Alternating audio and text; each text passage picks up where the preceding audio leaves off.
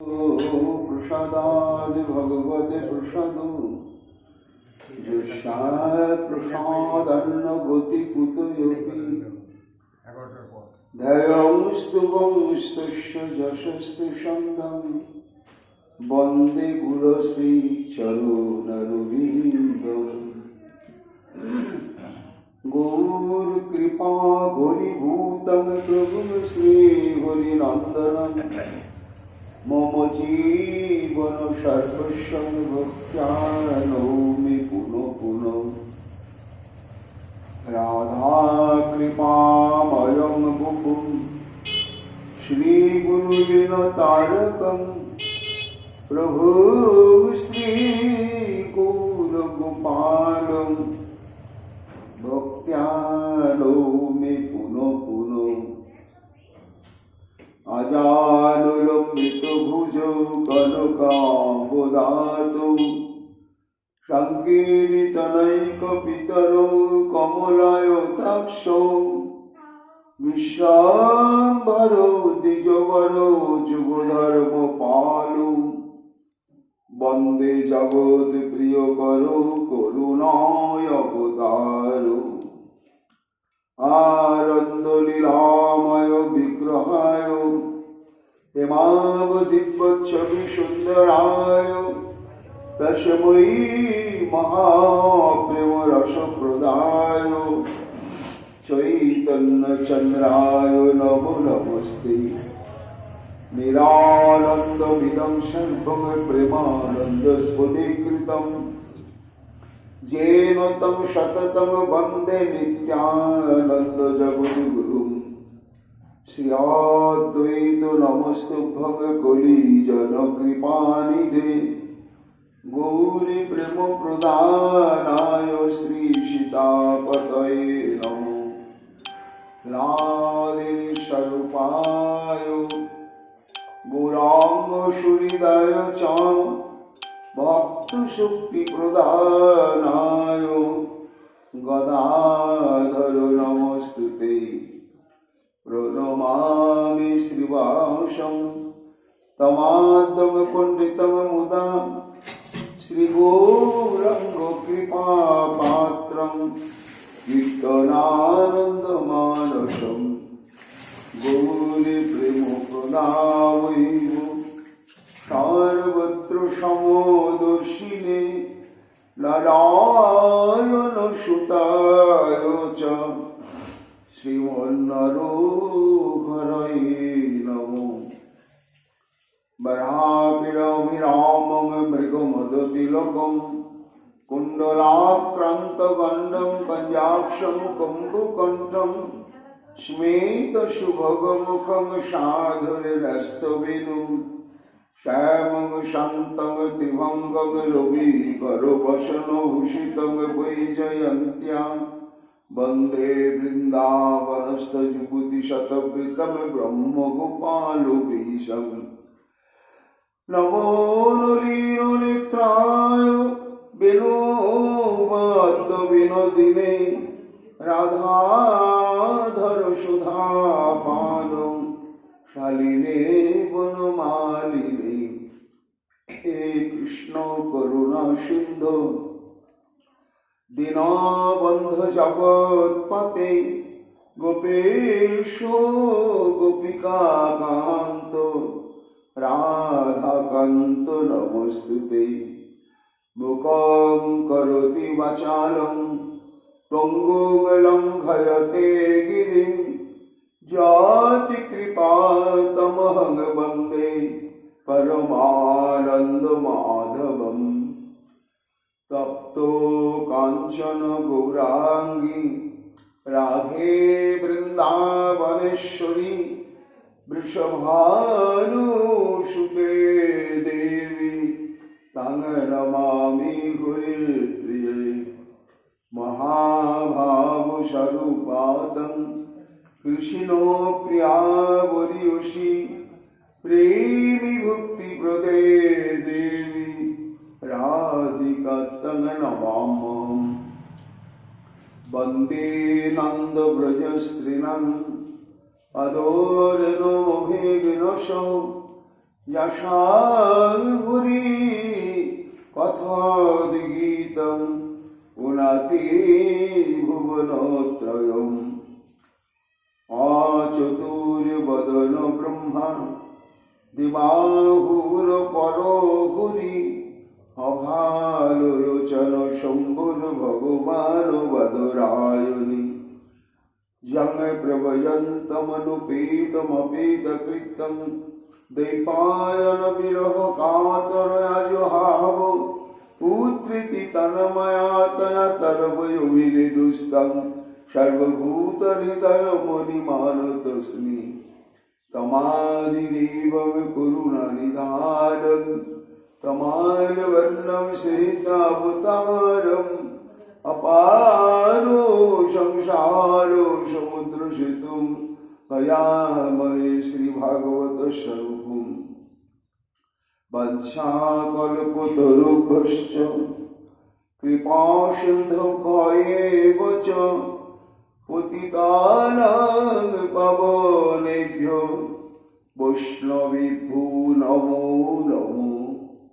जय रूप सनातन भट्ट रघुनाथ श्रीजीव गोपाल भट्ट दास रघुनाथ भक्ति भरे बंदी छय गोसाईर चरण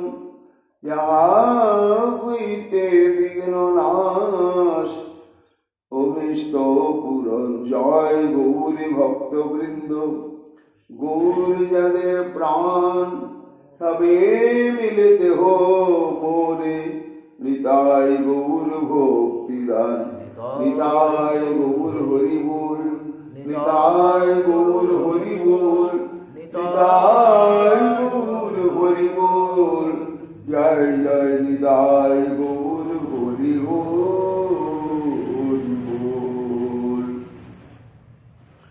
राधे राधे राधे जय जय श्री राधे हा राधे प्राण राधे राधे राधे राधे जय जय श्री राधे।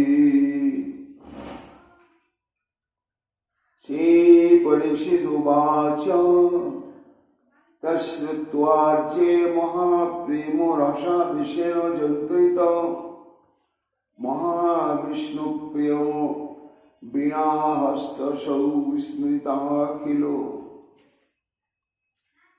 कलिजुग पावन अवतार श्री चैतन्य महाप्रभुर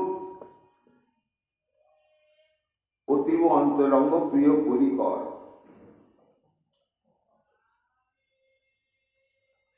आचार्य वर्ज्य परम पूज्यपाद श्रील सनातन गोस्वामी तत्कर्तृक प्रणीत श्री श्री बृहद भागवतामृत ग्रंथे भगवत कृपाभर निर्धार नामक प्रथम खंडेते प्रियतम नामक षष्ठ अध्याय ग्रंथे वक्ता महाराज परीक्षित श्रोता तारी गर्भधारिणी मातृदेवी महावैष्णवी श्रीमती उत्तरा देवी माয়ের প্রশ্নোত্তর দিতে গিয়ে ভক্তি হচ্ছে ভাগবতের মূল বক্তব্য, ভাগবতের নির্যাস বা সার।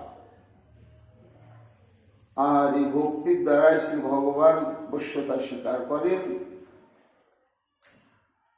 এইবার এই ভক্তির অধিকারীকে বা সর্বাপেক্ষা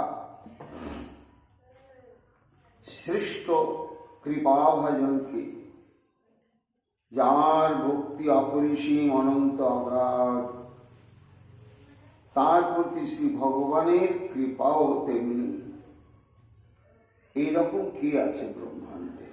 বৃহৎ ভাগবত অমৃতম। ভাগবত শব্দে রসশাস্ত্র গ্রন্থ ভাগবত, আর ভাগবত শব্দে ভক্ত। তো ভগবানের চাইতে ভক্তই বড় হয়, আর ভক্তের মহিমা, ভক্তের প্রেম ভক্তি, ভক্তের চরিত্রই বৃহৎ হয়। তাই এই ভাগবতামৃতম হচ্ছেন ভক্ত চরিতামৃতম। যে প্রেমের বশ কৃষ্ণ সর্বানন্দ ধাম, সেই প্রেমের পাত্রীকে বা প্রেমের আধারকে, এটি অনুসন্ধান করছেন দেবর্ষি নারদ একের পর এক। এইবার পৌঁছেছেন দ্বারকায়। দ্বারকাবাসী যাদববৃন্দের শ্রীকৃষ্ণ প্রীতি এবং তাদের প্রতি শ্রীকৃষ্ণের অপরিসীম অনুগ্রহ দর্শন করে দেবর্ষি নারদ অভিভূত,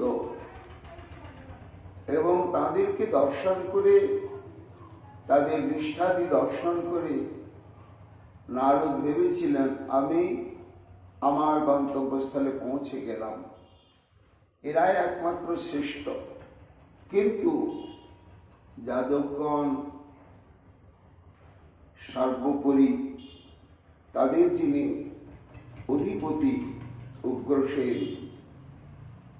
বিভিন্ন যুক্তি বিস্তার করে দেবর্ষি নারদকে জানিয়ে দিলেন যে আমরা কেউ সেই ভগবানের অশেষ বিশেষ কৃপাভাজন নয়। তবে কি কেউ নেই? না না, একজন আছে দেবর্ষি, সে হচ্ছে উদ্ধব। এই বলে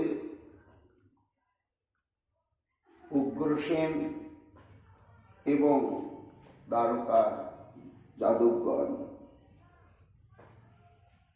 উদ্ধবের চরিত্র, উদ্ধবের নিষ্ঠা,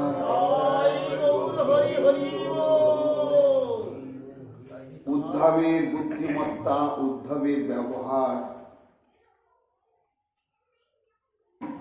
ইত্যাদি যে অতুলনীয়, এবং একমাত্র উদ্ধবই হচ্ছে শ্রীকৃষ্ণের সর্বাপেক্ষা কৃপাভাজন,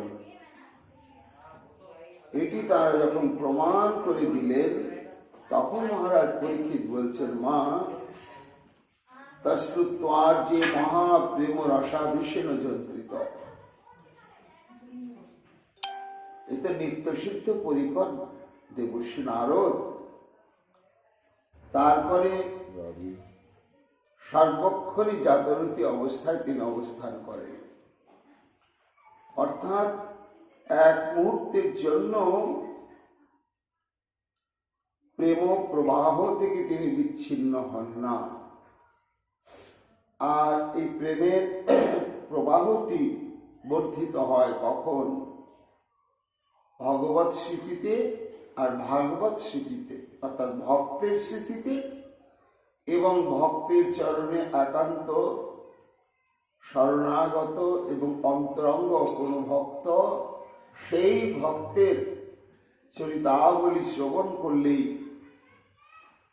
এই ভক্তের অন্তঃকরণে যে প্রেম থাকে, সেই প্রেরণাটি সহস্র শিখায় প্রজ্বলিত হতে থাকে। সেই কথাই বলছেন মহারাজ পরীক্ষিত মা তশ্রুত্বার যে মহাপ্রেম রসাভিষেণ যন্ত্রিত। মহাবিজ্ঞ উগ্রসেন এবং সেই সুধর্ম সভাস্থলিতে এইরকম আরো যারা মহা সমস্ত জ্ঞানী যাদববৃন্দ ছিলেন, তাদের মুখে ভগবানের প্রতি উদ্ধবের যে ভক্তি, প্রেম ইত্যাদি শুনতে শুনতে শুনতে শুনতে আহা, দেবর্ষি নারদের অন্তঃকরণ প্রেমের দ্বারা অধিকৃত হয়ে গেল। তখন রসাভিষেণ যন্ত্রিত অজস্র প্রেম বিকারীর দ্বারা বিভূষিত অঙ্গ হলেন কে? মহাবিষ্ণু প্রিয় দেবর্ষি নারদ হচ্ছেন মহাবিষ্ণুপ্রিয়, অর্থাৎ ভগবান শ্রীকৃষ্ণের অতীব অতীব প্রিয় ভক্ত হচ্ছে এই দেবর্ষি নারদ। তিনি কিরকম আত্মবিস্মৃত হলেন, উদ্ধবের এবং শ্রীকৃষ্ণের পরস্পর যে অন্তরঙ্গ ব্যবহার, সেই ব্যবহারের কথা শুনতে শুনতে দেবর্ষি নারদ কিভাবে আপ্লুত চিত্ত হলেন, সেই কথা বলছেন মহারাজ পরীক্ষিত। মা বিনা হস্ত অসৌ বিস্মৃতাখিল, অর্থাৎ যেমন শ্রীকৃষ্ণের মুরলীটি শয়নে স্বপনে কি নিদ্রিত জাগরণে কখনো গোবিন্দের সঙ্গ ছাড়া হয় না, সর্বাবস্থাতেই গোবিন্দের সান্নিধ্যেই থাকে মুরলী, ঠিক তেমনি দেবর্ষি নারদের সঙ্গে থাকে বীণা যন্ত্র, যা বাজিয়ে বাজিয়ে তিনি শ্রী ভগবানের গুণানুকীর্তন করেন। এই স্বপ্নেও কখনো দেবর্ষি নারদের হস্তচ্ছেকে বিচ্যুত হয় না এই বীণা যন্ত্রটি। কিন্তু কি অদ্ভুত অশোক বিস্মৃতাখিল, উদ্ধবের প্রেম ভক্তির কথা শুনতে শুনতে শৈশব থেকে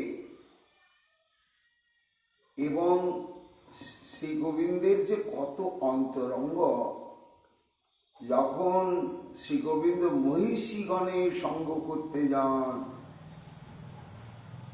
তাদের মনোবাঞ্ছা পূরণের জন্য যখন গমন করেন, তখন একজনই সঙ্গী থাকে, সঙ্গে তারই নামই উদ্ধব। ভগবানের যে সব থেকে দুর্লভ মহাসম্পদ, তার উচ্ছিষ্ট স্বীকৃতিলভ্য কৃষ্ণধারা অমৃত, সেটি একমাত্র অধিকার ওই উদ্ধবেরই।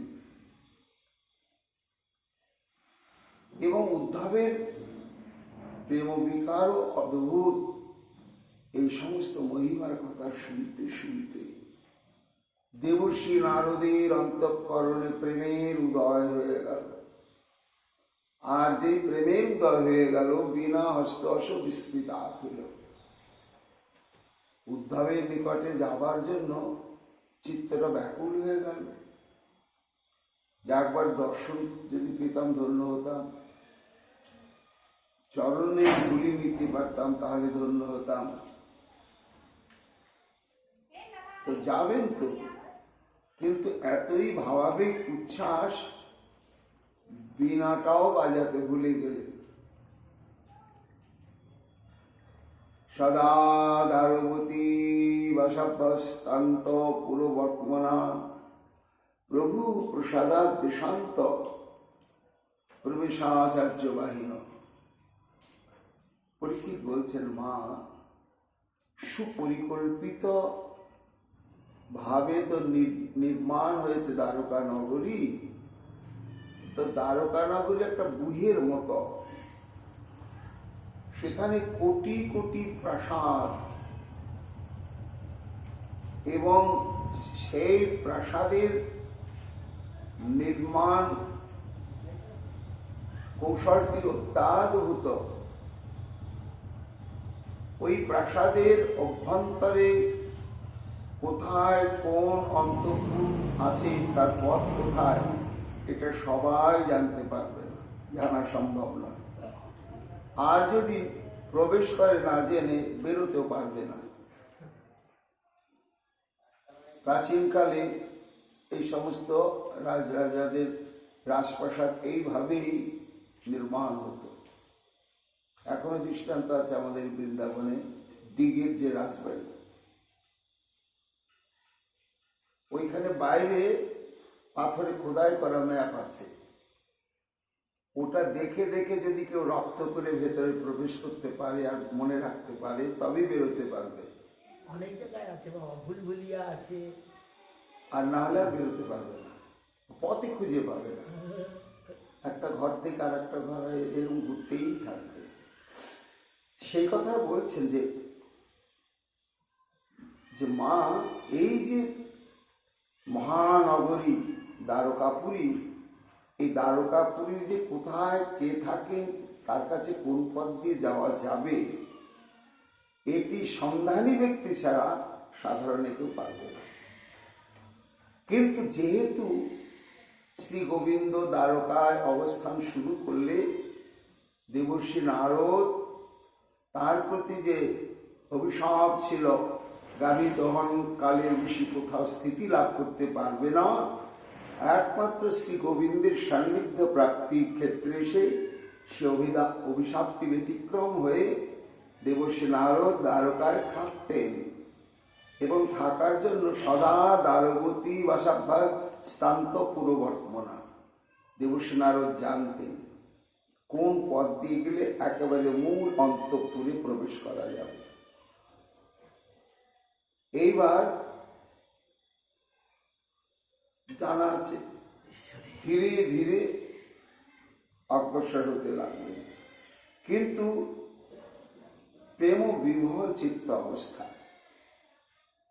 পূর্বাভাসাদি অভ্যাসং প্রসাদস্য গত মুনি ভূতাবিষ্ট মহান মাদগৃহীতস্য যথেতর।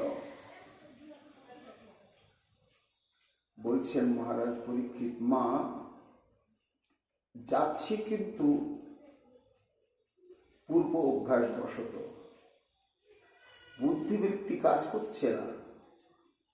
উদ্ধবের মাহাত্ম্যের কথা শুনতে শুনতে এত প্রেমাপ্লুত চিত্ত দেবর্ষি নারদ যে তার বুদ্ধিবৃত্তি কাজ করছে না, কিন্তু বহুদিন ওই পথ দিয়ে যাতায়াত রয়েছে অন্তঃপুরে শ্রী গোবিন্দের সান্নিধ্যে।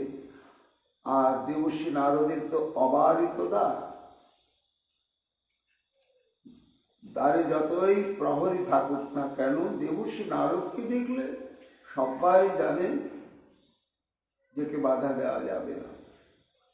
এই জন্য পূর্ব অভ্যাস মতো ধীরে ধীরে অন্তঃপুরের দিকে চলতে শুরু করলেন। কিন্তু মাগো অবস্থাটি কেমন জানো দেবর্ষি নারদের? হুদাবিষ্ট মহান মাদগৃহীতস্য যথেতর। মানুষকে যেমন প্রেতাত্মা বা ভূতে ধরলে অপ্রকৃতিস্থ অবস্থা হয়, সাধারণ মানুষের সাধারণ জীবনে ব্যবহারগুলো তার জীবনে প্রকাশ পায় না, অসংলগ্ন বাক্য, অসংলগ্ন চলার ভঙ্গি, ঠিক তেমনি নারদ অভ্যাস বশত চলছে, পূর্বের অভ্যাস বশত, কিন্তু ভূতাবিষ্ট, যেন তাকে কোনো ভূতে বা প্রেতে ধরেছে। তার লক্ষণ কি দেখা যাচ্ছে? মোহন মাদ চরিতস্য, উন্মত্ত অবস্থা, উন্মাদ অবস্থা। কি বলছে? যেতে যেতে স্খলিত পদ হচ্ছে। কেমন ভাবে যাচ্ছে জানো মা? ভূমৌ কাপি স্খলতি পদতি কাপি তিষ্ঠত্ব চেষ্ট। পরিচ্ছন্ন পথ, মসৃণ পথ, স্বাভাবিক পথ, সেই পথ দিয়ে অন্দর মহলের দিকে যাচ্ছেন, কিন্তু বারবার স্খলিত হচ্ছে, পাটা অসংলগ্ন হয়ে একবার এদিক একবার এদিক বারবার হোঁচট খাচ্ছেন। পতিত, কখনো বারবার মাটিতে পড়ে যাচ্ছেন। কাপুত কম্পং, কখনো বা দাঁড়িয়ে পড়ে এমন থরথর থরথর করে কাঁপতে শুরু করছে, ঠিক যেন জ্বরাক্রান্ত রোগী। রোগীর গায়ে যদি প্রচন্ড জ্বর উত্তাপ বাড়তে থাকে তখন সে যেমন থরথর করে কাঁপে, ঠিক তদ্বৎ। আবার কখনো লুঠতি, এমন অসংলগ্ন ভাবে মাটিতে পড়ে লোটালুটি করছেন কাপের অধিত্যাত্ম অত্যন্ত আত্মস্বরে হাহাকার সহকারে রোদিতি কাঁদছে। হাহাকার কিসে না, উদ্ধবের কৃষ্ণ প্রেমের মাহাত্ম্য শ্রবণ করতে করতে দেবর্ষি নারদের মধ্যে এমন দোল্লেশ উপস্থিত হলো যে হায় হায়, আমার জীবনটা একেবারেই ব্যর্থ হয়ে গেল। কেন না, আমি প্রভুর এত এইরকম প্রেম প্রাপ্ত হলাম না, উদ্ধবের মতো এইরকম আমি কৃপা প্রাপ্ত হলাম না। এই ভেতরে যে এমন একটি আত্মতন্যের গ্লানির উদয় হলো, স্থির থাকতে না পেরে রোদিতি কাকাকৃষ্ণ। আবার কখনো উচ্চস্বরে হুঙ্কার গর্জন চিৎকার হাহাকার করছে পৃথিবী রয়েতে, আবার কখনো মন্দ মন্দ ভাবে যাচ্ছে, আবার কখনো সুললিত কণ্ঠে সুন্দর গান গাইছে। আদি গায়ক তো ভগবানের গুণানু কীর্তন গায়কই হচ্ছেন আদি একমাত্র দেবর্ষি নারদ। কাপে নৃত্যম, আবার কিছুদূর অগ্রসর হয়ে অদ্ভুত ভঙ্গিমায় বিভিন্ন রকম মুদ্রা প্রকাশ করতে করতে নৃত্য করছেন। আবার সয়তি যুগপৎ প্রেম সম্পদ বিকারণ। পরীক্ষিত বলছেন, মা একই সঙ্গে অশ্রু কম্প ইত্যাদি ইত্যাদি যত প্রেম বিকার সব এক সঙ্গেই এসে প্রভাব বিস্তার করছে দেবর্ষি নারদের অন্তঃকরণে দেহে। তখন তার শরীরে সবগুলো এরকম দেখা যাচ্ছে। বলতে বলতে মহারাজ পরীক্ষিত একটু গম্ভীর হয়ে গেলেন। মা তো নির্নিমেষ নয়নে পুত্রের দিকে তাকিয়ে তার এই কথামৃত আস্বাদন করে চলেছিলেন। হঠাৎ পরীক্ষিতকে গম্ভীর হতে দেখে বললেন, বৎস তুমি এরকম গম্ভীর হয়ে পড়লে কেন? তখন চমকে উঠে বলছে, হে মন মাতরি দানিং তং সাবধান তরা ভব স্থিরতাং প্রাপয়ন্তি মাং সধৈর্যং শ্রেণীদং স্বয়ং। একটু সম্বিত আত্মস্থ হয়ে সম্বিত ফিরে পেয়ে পরীক্ষিত বলছেন, মা এখন তুমি খুব সাবধান হও। তোমাকে আমি সাবধান হতে বলছি বেশি, কেননা তুমি সাবধান হতে পারবে। আর তুমি যদি সাবধান হতে পারো তখন তুমি আমাকে সাবধান করতে পারবে। পরীক্ষিত মা বলছে, বাচ্চা পরীক্ষিত সাবধান হওয়ার ব্যাপারটা কি? এখানে কি কোনো আক্রমণ হবে? না কোনো আসন্ন বিপদের সম্ভাবনা দেখছ? তার জন্য সাবধান হতে হবে না মা। এই যে দেবর্ষি নারদ প্রবেশ করছে দ্বারকার অন্দরমহলে,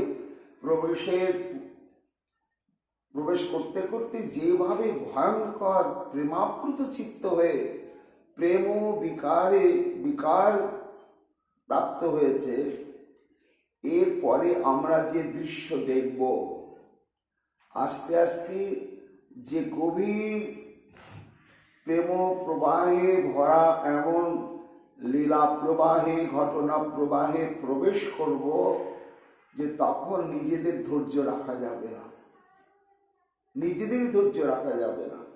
শ্রোতা এবং বক্তা আর ভারসাম্য রাখতে পারবে না। ধীরে ধীরে আমরা এমন একটা প্রসঙ্গের মধ্যে ধীরে ধীরে যাচ্ছি, সেখানে আমরা যা পাবো দেখব সবই অপ্রকৃতিস্থ। আর ওই অপ্রকৃতিস্থ প্রসঙ্গের চর্চা করতে করতে করতে করতে বক্তা এবং শ্রোতার মধ্যেও সেই প্রবাহ সঞ্চারিত হয়ে যেতে পারে। আর যদি সঞ্চারিত হয়ে যায় তাহলে মা আমি কিন্তু আর প্রসঙ্গটি পরিপূর্ণভাবে সম্পূর্ণ করতে পারবো না, আর তোমারও শ্রবণের উদ্দেশ্য সিদ্ধ হবে না। এই জন্য সাবধান তরা ভব, খুব সাবধান হও এবং স্থিরতাং প্রাপয়ন্তি মাং সাধৈর্যং। আর যদি দেখো যে ওই সেই প্রসঙ্গ বলতে বলতে দেবশ্রী নারদের অবস্থা প্রাপ্ত হয়ে গিয়েছে, আমি বলা যায় না, তখন তো আমি আর তোমাকে এই প্রসঙ্গ বলতে পারবো না, বলার সামর্থ্য থাকবে না। তখন হাসবো, কাঁদবো, নাচবো, আর্তনাদ করবো, ঘুমিতে গড়াগড়ি যাব, আমার যেন সে অবস্থা না আসে মা। তার জন্য তুমি তো সাবধান হয়ে প্রকৃতিস্থ থাকবেই, আর মাঝে মাঝে আমাকেও সংকেতের দ্বারা প্রকৃতিস্থ করবে, যাতে আমি পরিপূর্ণভাবে প্রসঙ্গটি তোমার সেবায় লাগাতে পারি।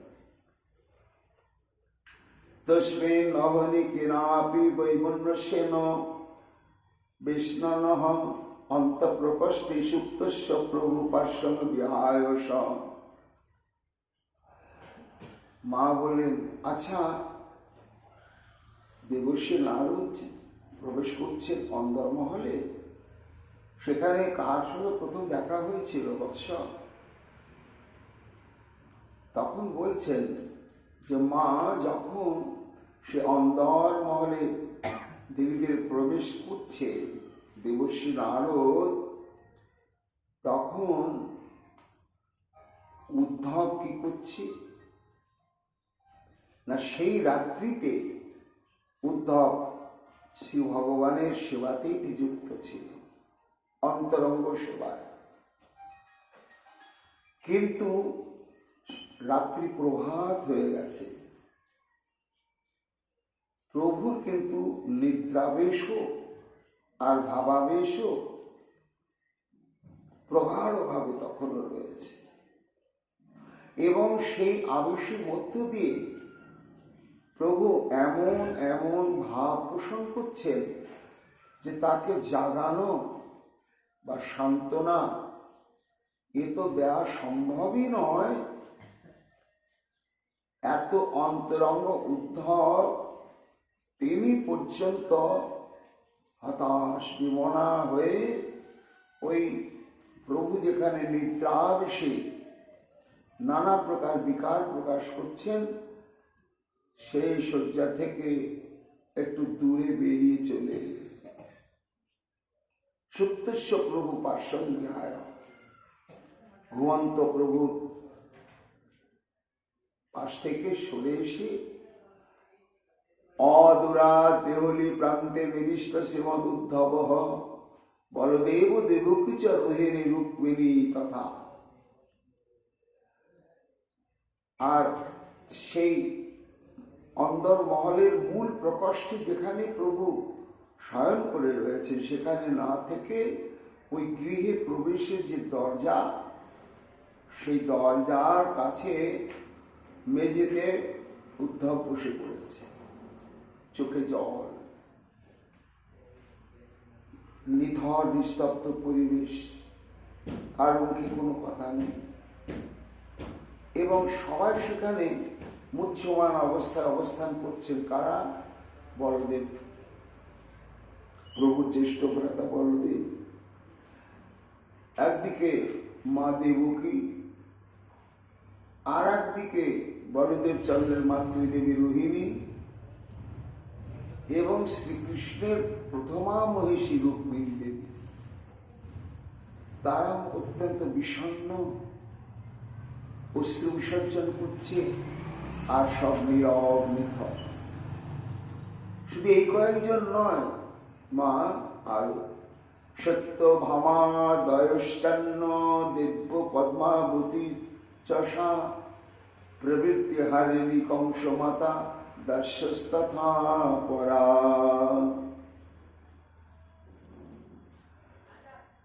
সত্যভামাজি রয়েছেন, তারপরে ভগবত প্রবৃত্তি হারিণী পদ্মাবতী কে না উগ্রসেনের সহধর্মিনী কংসের মা, সেও দ্বারকাতে আছে। আর তার সঙ্গে অন্যান্য দাসীবৃন্দ রয়েছে, সবাই কিন্তু মৌন অবলম্বন করে রয়েছেন। এবং কংসমাতা প্রবৃত্তি হারিণী, ও কিন্তু একটু চটুল স্বভাব বিশিষ্ট, পরিবেশ পরিস্থিতির গুরুত্ব বোঝে না, কিন্তু দৈবক্রমে সেই সঙ্গে শেষ উপস্থিত হয়েছে। তুষ্ণী ভূতাশ্চতে সর্বে বর্তমান সবিস্ময়ম তত্র শ্রী নারদম প্রাপ্ত বৈষ্কান্ত পূর্ব চেষ্টিতম। পরীক্ষিত বলছেন, মা থমথমে ভাব। এই সমস্ত পরিকার বৃন্দ তারা সেখানে রয়েছে। ওই মূল অন্দরমহলের গৃহের বাইরে দরজাতে তো পড়ে রয়েছে উদ্ধব, আর বহিঃপ্রদেশে এরা সব অবস্থান করছেন। কারো মুখে কোনো কথা নাই, সব অশ্রু বিসর্জন করছেন, আর অত্যন্ত বিস্মিত অবস্থা। ঠিক সেই সময় দেবর্ষি নারদ ধীরে ধীরে প্রবেশ করলেন। কেমন ভাবে প্রবেশ করলেন? অপূর্ব চেষ্টিতম। ওই যে বারবার আছাড় খেয়ে পড়ছে, আবার কখনো ছুটছে, আবার কখনো মন্দ মন্দ গতি, আবার দাঁড়িয়ে পড়ে হাও হাও করে কাঁদছে, আবার কখনো হাসছে, আবার কখনো সুললিত স্বরে কৃষ্ণ গুণগান গাইছে। সবার দৃষ্টি ছিল ওই আবিষ্ট আচ্ছন্ন অবস্থা প্রাপ্ত প্রাণের প্রাণ শ্রীকৃষ্ণের দিকে। কিন্তু অপ্রত্যাশিত ভাবে দেবর্ষি নারদ এই ধরনের আক্রোশ প্রকাশ করতে করতে স্খলিত পতিত হতে হতে আসছে, সবার দৃষ্টি গিয়ে পড়ল। তখন ভাবছে, যা আমাদের প্রাণের প্রাণ শ্রী গোবিন্দের তো এই অবস্থা, তার বাতাসটা কি আবার নারদকে লাগলো না? হায় হায়, নারদের এইরকম অবস্থা তো আমরা কখনো দেখিনি। বরং সদানন্দময় বিগ্রহ আমাদের সঙ্গে দেখা সাক্ষাৎ হলেই নিজেও আনন্দ পান, আর আমাদেরকেও নানা প্রকার নবমুক্তির দ্বারা আনন্দ প্রদান করে। নারদের তো কখনো আমরা কতকাল নারদকে দেখছি, আর নারদ এখানে থাকে, কিন্তু তাতে এই অবস্থা কখনো দেখিনি। হঠাৎ নারদ পড়ে গিয়ে আছাড় পাছাড় করছে। তখন এই পরিস্থিতির দেবর্ষি নারদের এই অবস্থা কে জানে, বলা যায় না। অপ্রকৃতিস্থ অবস্থা তো, হঠাৎ যদি একেবারে প্রভু শয্যার কাছে কি কোনো অনর্থ সৃষ্টি করে। তাই বলছেন মহারাজ পরীক্ষিত, মা উত্থায় যত্নাদ আনিয় স্বাস্থ্য নিত্বাক সনেনতম। সঙ্গে সঙ্গে বলদেব চন্দ্র ছুটে গেলেন। ছুটে গিয়ে পড়ে গিয়েছিল, তখন হাত ধরে তুলে তাকে যত্নে নিয়ে এসে একটা জায়গায় বসিয়ে দিলেন। আর নাসিকাস্রাব, অশ্রু, লালাস্রাব, মুখমণ্ডলটা একেবারে ক্লিষ্ট হয়ে গিয়েছে, জ্ঞান তো নেই। তাই বলদেব চন্দ্র মুছিয়ে পরিষ্কার পরিচ্ছন্ন করে ওকে প্রকৃতিস্থ করবার চেষ্টা করলেন। যখন ধীরে ধীরে একটু প্রকৃতিস্থ হলো দেবর্ষি নারদ, তখন তারা বলতে লাগলেন, অদৃষ্ট পূর্বমস্মাভি কিদিশন্তে অদ্য চেষ্টিতম আকস্মিক মিদম ব্রহ্মণ তুষ্ণে উপবিশক্ষণ। দেবর্ষিপাদ বসুন বসুন বসুন বসুন বসুন। তা আপনাকে তো আমরা বহু কাল দর্শন করছি, আপনার আনন্দের উচ্ছ্বাস আমরা বহুবার দেখেছি, উপভোগ করেছি, কিন্তু আজকে যে এই অবস্থা, এটি অদৃষ্ট পূর্বমস্মাভি, আমাদের কাছে এটা নূতন বলে মনে হচ্ছে। আমরা কখনো এটি দেখিনি, এই বিম্বিত অবস্থা। এই অবস্থার কারণটা কি? বসুন, আমাদের কাছে একটু খুলে বলুন। নিশ্চয় কোনো কারণ ঘটেছে। এইভাবে বলদেব প্রমুখ যারা অন্তরঙ্গ ওইখানে পরিকর বৃন্দ ছিলেন, দেবর্ষি নারদকে বসিয়ে দিয়ে একটু সেবা শুশ্রূষা করে প্রকৃতিস্থ করে তাকে জিজ্ঞাসা করলেন এর কারণটা কি। তখন সে পরীক্ষিত উবাচ, পরীক্ষিত বললেন, মা স গদগদ গদমুবাশ্রুধারা মিলিত লোচনে যত্নাদুন্মিলয়তাং সকম্প পুলকাচিত। আবার কাঁদতে শুরু করলেন দেবর্ষি নারদ।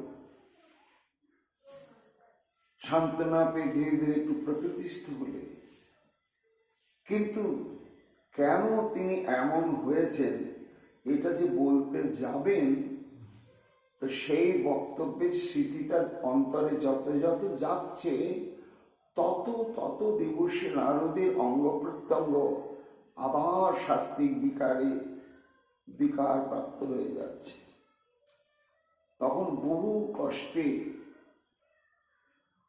একটু ধৈর্য ধারণ করে বলতে লাগলেন। কি বললেন? শ্রী নারদ উবাচ, মনৈক্য সৌভাগ্য ভবৈক ভাজনম মায়া সমং সঙ্গম উদ্ধব তদীয় পদৈক রজ অথবা ভবে তদৈব সন্তর্গত মে অন্তরাত্মন। তখন একটু প্রকৃতিস্থ হয়ে জোর হাতে বলদেব এবং যারা উপস্থিত ছিলেন, মা দেবকী, রোহিণী দেবী সবার উদ্দেশ্যে বললেন যে আমার একটু আপনার উপকার করবেন, সবার কাছে আমার প্রার্থনা। এমন কেঁদে কেঁদে আর তিনি বলতে লাগলেন, দেবর্ষি নারদ, সবাই তো আশ্চর্য, কি উপকার আমাদের দ্বারা? হে দেবর্ষিপাদ, আমাদের দ্বারা তুমি দেবর্ষি, আমরা তো মর্তবাসী, তুমি দেবলোক থেকে আরম্ভ করে চতুর্দশ ভুবনই তুমি সর্বত্র তোমার অবাধ অধিকার। তোমার আবার কি উপকার আমরা করতে পারি? না সঙ্গময়ধ্যম উদ্ধবম, আমাকে একটু সেই উদ্ধব মানে উদ্ধব তো একজন না, একজনই, কিন্তু আবার তার প্রকারভেদ হয়ে যায়। যখন প্রকৃতিস্থ অবস্থা তখনকার উদ্ধব, যখন অপ্রকৃতিস্থ অবস্থা তখনকার উদ্ধব একটু আলাদা হয়ে যায়। আমি সেই উদ্ধব কাছে যেতে চাই, তার সঙ্গে আপনারা আমাকে কেউ মিলিয়ে দিতে পারবেন? কোন উদ্ধব? মনজ্ঞ সৌভাগ্য ভবৈক ভাজানম, আহা, যিনি অনন্ত কোটি ব্রহ্মাণ্ডে প্রভু শ্রীকৃষ্ণের সব থেকে চরমতম কৃপা ভাজন এবং চরমতম সৌভাগ্যের অধিকারী। ও তা উদ্ধব তো নিকট নিকটেই বসে আছে, কিন্তু প্রেমের আতিশয্যে থাকলেও দেবর্ষি নারদ যেতে পাচ্ছেন না উদ্ধবের কাছে, বা হয়তো দেখতেও পাচ্ছেন না। তখন কেউ একটু জিজ্ঞাসা করছে, হঠাৎ দেবর্ষি উদ্ধবের সঙ্গে আপনার কি প্রয়োজন? তदैক পदैক রাজ অথবা ভাবে তदैব শান্তবত্ত মে অন্তরাত্মা। হয় সরাসরি আমাকে তার সঙ্গে মিলিয়ে দিন, আর যদি সম্ভব না হয় তাহলে আমাকে কৃপা করুন, আমি যেন এই উদ্ধবের পায়ের ধুলো হতে পারি। এটাই আমার একমাত্র ইচ্ছা। আমি যদি উদ্ধবের পায়ের একটা ধুলো কণা হতে পারি জীবনে কখনো, কিংবা একটি ধূলিকণা যদি আমি স্পর্শ করে মস্তকে ধারণ করতে পারি, তাহলে সন্তর্গতমে অন্তরাত্মন, আমার অন্তরাত্মা শান্তি লাভ করবে। সবাই আশ্চর্য, উদ্ধবের প্রতি দেবর্ষি নারদের এইরকম মানসিকতা। উদ্ধবের পায়ে ধুলো হতে চাইছে একটি ধূলিকণা, একটি ধূলিকণা মস্তকে স্পর্শপ্রাপ্ত হতে পারলে তার জীবন ধন্য হয়ে যাবে। কেন দেবর্ষি পালা এরকম বলছেন? কারণ আছে। পুরাতনৈর আধুনিকৈশ্চ সেবকৈর অলব্ধ মাপ্ত অমল অনুগ্রহ প্রভু মহত্তম ভাগবতেষু যস্তত মহাবিভূতি সর্বোচ্চতে চ। আমি জানতে পারলাম পুরাতন আধুনিকৈশ্চ সেবকই অলব্ধ মাপ্ত অলম অনুগ্রহ প্রভু। প্রভুর যে অনাদিকাল থেকে পুরাতন যে সমস্ত সেবকবৃন্দ, প্রভুর অন্তরঙ্গ সেবক রয়েছে, এবং আধুনিক সাধক যখন কঠোর ভজন করতে করতে করতে করতে করতে করতে এমন প্রেম সম্পদ লাভ করলেন যে তখন শ্রী ভগবান তাকে অন্তরঙ্গ রূপে সেবক রূপে গ্রহণ করে। এইভাবে যারা প্রেম ভক্তির ভজনের দ্বারা শ্রী ভগবানের অন্তরঙ্গত্ব লাভ করেন তাদেরকে আধুনিক বলা হয়। তা কি সেই পুরাতন বা প্রাচীন পূর্বকালে কিংবা আধুনিক কালে প্রভু যত সেবক বৃন্দ রয়েছেন, তার মধ্যে একমাত্র চরম পরম সৌভাগ্যের অধিকারী কৃপা ভাজন হচ্ছে এই উদ্ধব। কি বলছেন দেবর্ষি নারদ? তারা যেন বলছেন এটা অতি স্তুতি হচ্ছে। হ্যাঁ, উদ্ধবের সৌভাগ্য সবার চাইতে বেশি আমরাও জানি, কিন্তু অনন্ত কোটি ব্রহ্মাণ্ডে অতীতে যারা ছিলেন বা বর্তমানে আছে, ভবিষ্যতে যারা যোগ্যতা লাভ করে অন্তরঙ্গত করবেন, তাদের মধ্যে সর্বশ্রেষ্ঠ উদ্ধব কেন বলছেন? তখন দেবর্ষি নারদ বলছেন, মহত্তম ভাগবতেষু যস্তত মহাবিভূতি সর্বোচ্চতে চ। এটি শ্রী ভগবান শ্রীমুখে ঘোষণা করেছেন। কি ঘোষণা করেছেন? না, উদ্ধবকে যখন ভগবান, যেমন গীতাতে ভগবান শ্রীকৃষ্ণকে বিভূতি যোগ বললেন, আবার শ্রীমদ্ ভাগবতে রয়েছে একাদশ স্কন্ধে উদ্ধবকে বিভূতি যোগ বলেছিলেন। একই রকম এই ব্রহ্মাণ্ডে তিনি কার মধ্যে কি স্বরূপে রয়েছেন, অভিন্ন স্বরূপ রূপে, সেটি একে একে বিস্তৃত ভাবে উদ্ধবকে বলেছিলেন। এটা ভাগবতের বিভূতি যোগ। তো যখন বিভূতি যোগ বলছেন শ্রী গোবিন্দ আমার, দেবর্ষি নারদ বলছেন, শুনুন আপনারা, শ্রীমুখের বাণী উদ্ধবকে বলছেন, উদ্ধব বাসুদেব ভগবতং, এই ব্রহ্মাণ্ডে পরিচালনার জন্য আমি অনন্ত রূপে প্রকাশিত হয়েছি। সহস্র সহস্র প্রকার অবতার রূপে। কিন্তু এই সহস্র প্রকার অবতারের মধ্যে কোন ভগবৎ স্বরূপ বা কোন অবতার স্বরূপটি আমার বিভূতি?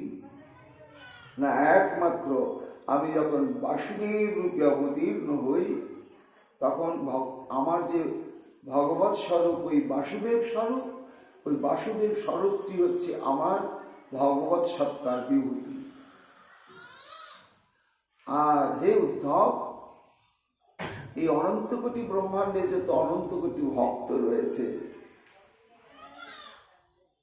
সেই ভক্তির সঙ্গে আমার অভিন্ন স্বরূপ। কাজে আমার যেমন ভগবৎ স্বরূপে বিভূতির পরিচয়টা তোমাকে দিলাম, এইবার ভাগবতে স্বহং, অর্থাৎ ব্রহ্মাণ্ডে যত যত ভক্ত রয়েছে, এই সমস্ত ভক্তের মধ্যে কোন ভক্তটি আমার বিভূতি স্বরূপ, তার পরিচয়টা তোমাকে বলে দিচ্ছি উদ্ধব। তন্তু তুমি, একমাত্র ভক্তের বিভূতি স্বরূপ তুমি আমার উদ্ধব, আর কেউ নয়। আর কিং পুরুষগণের মধ্যে বিভূতি স্বরূপ হনুমান, গন্ধর্ব সমাজের মধ্যে বিভূতি স্বরূপ সুদর্শন। দেবশ্রী নারদ বলছেন, তাহলে শ্রী ভগবান যখন ভক্ত সত্তায় নেমে আসেন, তখন তার একমাত্র বিভূতি হচ্ছে ওই উদ্ধব, আর কেউ নয়। তাহলে উদ্ধবের শ্রেষ্ঠত্ব কত গভীর! পূর্বে পরে চ তনয়া কমলাসনাদ্যা সংকর্ষণাদি সহজা হৃদ শিবাদ্যা ভাজ্যা রমাদয় উতানুপমা সমূর্তি নশু প্রভু প্রিয়তমা যদপেক্ষায়া হো। নারদ বলছেন, কেন আমি উদ্ধবের চরণের একটা ধূলিকণা স্পর্শ করে জীবনকে, অন্তরাত্মাকে ধন্য করতে চাইছি না? পূর্বে পরে চ তনয়া কমলাসনাদ্যা, অর্থাৎ সবাই তো আপনারা অবগত আছেন, ভগবানের পূর্বের পুত্র হচ্ছে ব্রহ্মা এবং পরের অন্তরঙ্গ পুত্র হচ্ছে প্রদ্যুম্ন। কিন্তু এই পুত্রগণের মধ্যে কি ব্রহ্মা কি প্রদ্যুম্ন, কেউই উদ্ধবের মতন শ্রীকৃষ্ণের প্রিয় নয়। সংকর্ষণাদি সহজা সুহৃদ, ভগবানের সুহৃদগণের মধ্যে অন্যতম হচ্ছেন সংকর্ষণ, চরমতম প্রিয়। কিন্তু ইহান সংকর্ষণ পর্যন্ত ভগবানের কাছে উদ্ধবের মতন প্রিয় নয়। আত্মাস্বরূপ শিবাদ্যা, অর্থাৎ শ্রীমন মহাদেব ভগবানের আত্মা বলা হয়, তিনিও প্রিয় নন। ভাজ্যা রমাদয়, অনন্ত বৈকুণ্ঠে অনন্ত সমস্ত লক্ষ্মীর স্বরূপা, তার স্বরূপ শক্তি রয়েছে, কিন্তু তারা ভগবানের চরমতম প্রিয় হলেও উদ্ধবের মতন অতখানি প্রগাঢ় প্রিয়ত্ব কারো প্রতি ভগবানের নেই। দেবশ্রী নারদ বলছেন, দেখুন কি বলবো শেষে, স্বমূর্তি নস্য প্রভু প্রিয়তম। নিজের প্রতি তাঁর যে মমত্ববোধ, নিজেকে তিনি যতটা ভালোবাসেন, তার চাইতে অনন্ত কোটি গুণ প্রিয় বা ভালোবাসার পাত্র হচ্ছে ওই উদ্ধব। তার উদ্ধবের কত সৌভাগ্য! শ্রীমুখে ভগবান নিজেই বলেছেন, ন তথা মে প্রিয়তম আত্মযোগীর ন শঙ্কর ন চ শঙ্কর্ষণ ন শ্রীনৈবাত্মা চ যথা ভবান। তুমি যতটা প্রিয় ততটা আমার আত্মজনী ব্রহ্মা, আত্মস্বরূপ শঙ্কর এবং আমার সুহৃদ স্বরূপ শঙ্কর্ষণ, আমি আমার আত্মা এবং লক্ষ্মী কেউ প্রিয় নয়। তাহলে সেই উদ্ধবের পদধূলি আমি কামনা করব না। শুধু তাই নয়, ভগবত বচনান্নেব প্রতিধানী পুরাণত তস্য সৌভাগ্য সন্দেহ মহিম্নাম ব্যঞ্জকান্ন অমলম। উদ্ধব বলছেন, শ্রী বিষ্ণু দেবশ্রী নারদ বলছেন, শুনুন, এই যে উদ্ধবী যে শ্রী ভগবানের সব থেকে অন্তরঙ্গ শ্রেষ্ঠ এবং ভগবানের অভিন্ন তত্ত্ব বিশেষ, এটা আমি অতিস্তুতি করে বলছি না, এটা নিখিল শাস্ত্র কীর্তন করে বলে দিয়েছে। তাই কোথায় না শ্রীমদ্ ভাগবতে উল্লেখ আছে।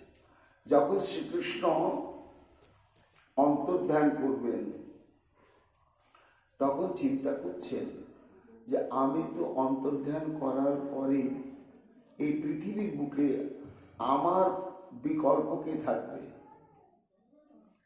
যে অজ্ঞান অন্ধকারে নিমজ্জিত জীব, পাপ পঙ্কিলে বদ্ধ জীবকে পথ দেখাবে, উদ্ধার করবে, কে থাকবে?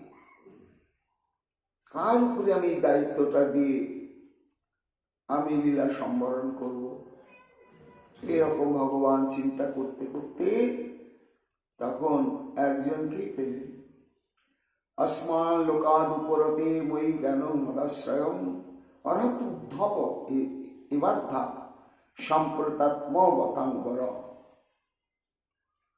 ভগবান খুঁজে পেলেন, তখন নিজে নিজে চিন্তা করলেন, অস্মাৎ লোকাৎ উপরতে ময়ি জ্ঞানং মদাশ্রয়ম। আমি যখন এই ধরাধাম থেকে অন্তর্ধান করব, আমাকে যখন জগতার পাবে না, তখন যে উদ্দেশ্যে আমি পৃথিবীর বুকে অবতীর্ণ হয়েছি সে ভাগবত ধর্মের তত্ত্বকে জানাবার জন্য, সেই সমস্ত কিছু তত্ত্বজ্ঞান এবং প্রচারের শক্তি একমাত্র আমার উদ্ধবের মধ্যেই থেকে গেল। উদ্ধবের দ্বারাই জগৎ সেই দুর্লভ বস্তু প্রাপ্ত হবে এবং উদ্ধবই একমাত্র যোগ্য ব্যক্তি। কেমন যোগ্য সেটি প্রভু ঘোষণা করেছেন, শাস্ত্র সেটা উল্লেখ করেছে। নদ্ধব অন্যপি মন্যুনা যদি গুণই নার্দিত প্রভু অত মত বৈনুং লোকং গ্রাহেণ্য তিষ্ঠতু। এই উদ্ধব আমার চাইতে কোনো অংশে ছোট নয়, কম নয়, এবং যৎ গুণই নার্দিত প্রভু অবরুদ্ধ সৌরত। আমি যেমন আত্মারাম প্রকৃতির দ্বারা প্রভাবান্বিত হই না, আমার উদ্ধব, আমার প্রতিনিধি, আমার সত্তা স্বরূপ, সেও যৎ গুণই নার্দিত ত্রিগুণাত্মিকা প্রকৃতির দ্বারা সে প্রভাবান্বিত নয়। এবং সে কি গোস্বামী। গোস্বামী কাকে বলা হয়? যিনি সমস্ত কর্মেন্দ্রিয় এবং জ্ঞানেন্দ্রিয়কে বশ করেছেন, তাকে গোস্বামী বলা হয়। তা এই উদ্ধব হচ্ছে একেবারে জিতেন্দ্রিয়। এই জন্যই আমার অপ্রকটের পরে এই জগতে ব্রহ্মাণ্ডে একমাত্র উদ্ধবই থাকুক। দেবশ্রী নারদ বলছেন, দেখুন, তাহলে উদ্ধবের ভূমিকা কোথায়? আমার মতন একজন কাঙাল এই উদ্ধবের পদধূলি মস্তকে নেব না, তো কার পদধূলি মস্তকে নেব? এই বলে আবার কাঁদতে শুরু করল। সবাই তাকে জিজ্ঞাসা করছে, কি হলো দেবশ্রী, তস্মিন প্রসাদ জাতানি কৃষ্ণাৎ ভূতোত্তান্নপি জগৎ বিলক্ষণাদ্যান্ন গীতা নিজে দুপঙ্গ বই। এই যে আমি এখানে আসবার সময় ধৈর্য হারিয়ে যেভাবে প্রেম বিকারভূত হয়েছিলাম, তার কারণটা কি না, ওই কারণটাই হচ্ছে ওই উদ্ধামের মহিমা শ্রবণ। আমি যখন প্রথম সেই সুধর্মা সভাতে প্রবেশ করি, তারপরে যাদবগণের মুখে আমি উদ্ধবের চরমতম মাহাত্ম্যের কথা শুনি এবং কৃষ্ণাস অদ্ভুতমপি প্রসাদ হয়ে যেতেন। শ্রীকৃষ্ণের যদি কেউ পরিপূর্ণ কৃপা প্রাপ্ত হয়ে থাকে জগতে, একমাত্র ওই উদ্ধবই। এই সব বিস্তৃত ভাবে ওই সুধর্ম সভায় আমাকে যাদবগণ এবং স্বয়ং উগ্রসেন এমন ভাবে মহিমা কীর্তন করলেন, প্রবিশ্য কর্ণদারেণ মমাক্রম্য হৃদয়ালম মদিয়ং সকলং ধৈর্য ধনং লুণ্ঠন্তি হঠাৎ। উদ্ধবের মহিমা শ্রবণ করতে করতে কর্ণদ্বারে আমার হৃদয়ের মধ্যে প্রবেশ করল, করে আমাকে আক্রান্ত করে ফেললে, করে আমার ধৈর্যরূপ সম্পদকে এমন ভাবে লুণ্ঠন করলে, সেই উদ্ধবের মহিমা শ্রবণজাত প্রেম আমার ধৈর্য কেমন ভাবে লুণ্ঠন করলো, আমি একেবারে অপ্রকৃতিস্থ হয়ে গেলাম। আমার চেনা পথ, এই পথ দিয়ে আমি কতবার প্রভু সান্নিধ্যে এসেছি, কিন্তু আজকে সেই পথ দিয়ে আমি আসতে পারছিলাম না। আমার এই প্রেম বিকারের এটি একমাত্র কারণ। এই বলে দেবর্ষি নারদ তুষ্ণী ভাবাবলম্বন করলেন। এবার তার পরবর্তীতে কি হলো, মহাপ্রভুর কৃপা আগামীকাল আমরা তার শ্রবণ কীর্তন করব। এখনকার মতো বৃহৎ ভাগবত অমৃত প্রসঙ্গ এখানে বিশ্রাম লাভ করছে। জয়